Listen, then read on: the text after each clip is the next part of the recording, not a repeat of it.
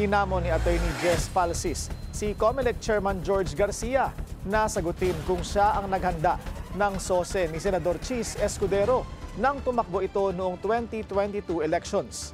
Matapos siyang ipatigil ng Political Finance and Affairs Department ng poll body ang investigasyon sa umano'y pagtanggap ni Escudero ng campaign donation mula sa kaibigang kontratista.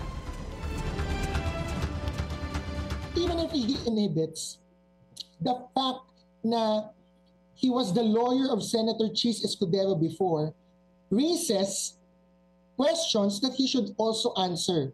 And so I challenge COMELEC Chair George Garcia.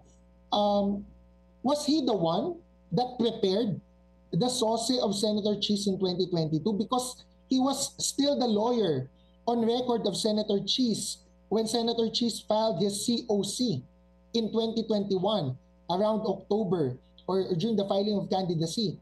And he was only appointed, COMELEC Chair George Garcia was only appointed COMELEC Chair around way past July, late last week of July 2022.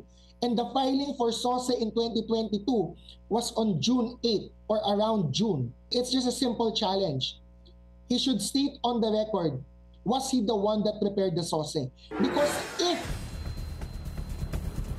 Ayon sa Section 95 ng Omnibus Election Code, bawal mag-donate ang isang government contractor sa kandidato para sa public office at bawal tumanggap ang kandidato ng donasyon mula sa government contractor. Matatandaang umamin si Lubiano na nag-donate siya ng 30 million pesos para sa kampanya ni Escudero.